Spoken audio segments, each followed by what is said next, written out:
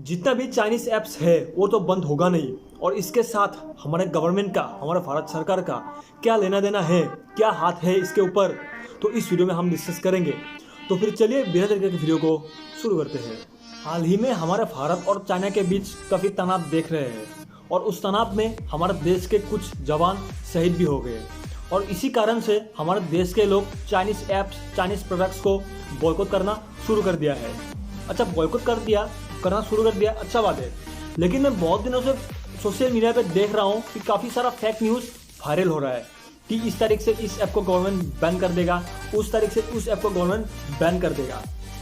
लेकिन बात यह है कि गवर्नमेंट ने कोई ऐसा इशू रेज किया ही नहीं है। अभी गवर्नमेंट ऑफ इंडिया ने ये बात क्लियर करके बता दिया है कि किसी भी चाइनीज ऐप्स को बंद करने के लिए वो लोग अभी शामिल नहीं है। लेकिन सोशल मीडिया पे जो न्यूज़ दिखाया गया है, जो न्यूज़ बताया गया है, उसमें बताया गया ये है कि ministry of electronics and IT मतलब मेटी, उन लोगों ने चाइनीज ऐप्स के ऊपर कुछ रेस्ट्रिक्शन डाल दिया है, और ये न्यूज़ हमारे भारत में पूरा वायरल हो चुका है। साथ में ये भी बताया गया है कि नेशनल इंफॉर्मेटिक्स सेंटर NIC, जो कि मेटी के अंदर में ही पड़ता है, उन लोगों ने गूगल और एप्पल को भी बताया कि चाइनीज का जितना भी ओरिजिनल ऐप्स है वो ऐप्स को आप लोगों का ऐप स्टोर और गूगल प्ले स्टोर से हटा दे।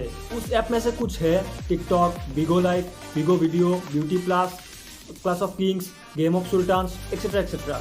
और किसी ने वीडियो पबजी को भी साथ ऐड कर लिया कि पबजी भी चाइनीज है।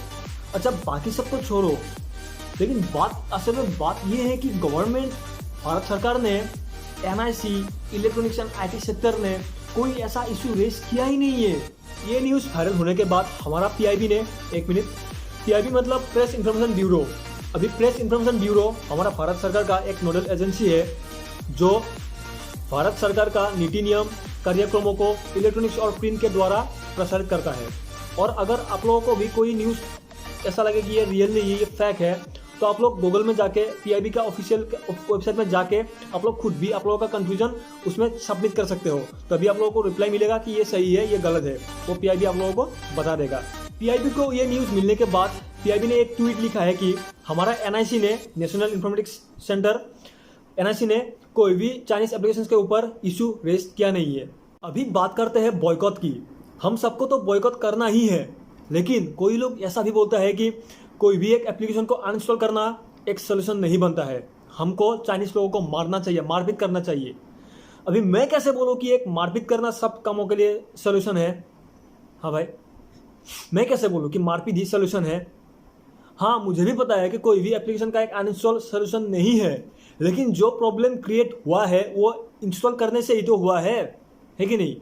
हमने इंस्टॉल किया, टिकटॉक पे वीडियोस देखा, बिगो लाइव पे लाइव वीडियो किया, जेंडर से फाइल ट्रांसफर किया, UC ब्राउजर ओपन किया, तो क्या है?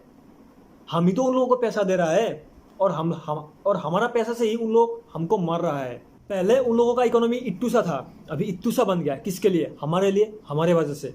इसीलिए अभी भी जो लोग चाइनीज ऐप्स, स्पेशली टिकटॉक, मुझे पता है कि टिकटॉक ही चलाएंगे क्योंकि उसमें कम टाइम में बहुत सारा एंटरटेनमेंट मिलता है, लेकिन वो एंटरटेनमेंट एक दिन हमारे लिए, आपके लिए क्या बन सकता है आप खुद भी अंदाजा लगा नहीं सकते। इसीलिए आप लोग खुद समझ जाओ, मैं ज़्यादा एक्सप्लेनेशन दूंगा नहीं। तो दोस्तों, आज का वीडियो इतना ही था। और वीडियो अच्छा लगे तो लाइक करना, शेयर करना, कमेंट करना, सब्सक्राइब करना। तो हम मिलेंगे नेक्स्ट वीडियो में। तो आज के लिए इतना ही। थैंक यू, बाय बाय, जय हिंद।